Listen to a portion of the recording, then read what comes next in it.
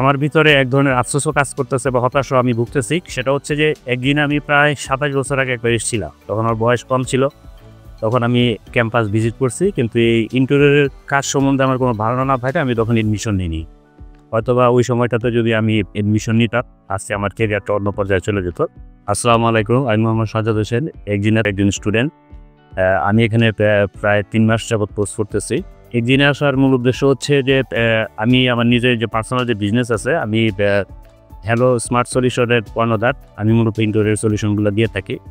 তো এখানে আমার প্রাতিষ্ঠানিক কোনো শিক্ষা ছিল না। বিভিন্ন কোম্পানিতে জবের সুবাদে একটা পর্যায়ে আমি আগ্রহী হই যে আমি ইন্টেরিয়র ব্যবসায় নামবো। তো এটা কাজ মোটামুটি ৩-৪ বছর ধরে আমি করতেছি। কিন্তু এই কাজটা করার ক্ষেত্রে বিভিন্ন সময় বিভিন্ন সমস্যার সম্মুখীন হই। যেমন আমি ডিজাইন করতে গেলে ডিজাইনারের হেল্প নিতে হয় বা কোনো একটা আর্কিটেক্টের পরামর্শ নিতে হয়।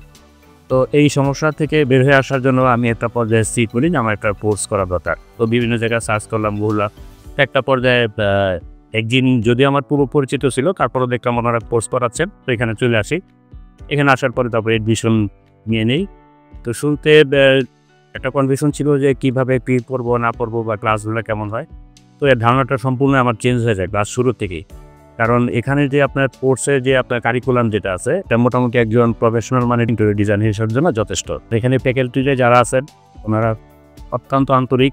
তো শুধু সফটওয়্যার উপর ভিত্তি করলে হবে না, আপনাকে পরিবর্তনের একজন ডিজাইনার হতে গেলে আপনার শুরু থেকে জানতে হবে ম্যানুয়াল স্কেচিং করা, এই করা সব কিছুই। এই কাজগুলো এখানে খুব দক্ষতার সাথে আন্তরিকতার সাথে এগুলো আমাদেরকে ফ্যাকাল্টি যারা আছে ওনারা শেখাচ্ছেন। তো কেউ যদি চিন্তা করে যে আমি একজন সত্যি ডিজাইনার হবো, সেক্ষেত্রে একদিনই হচ্ছে আমার মতে বেস্ট। কারণ আমি এখানে এসে সেটা উপলব্ধি করছি।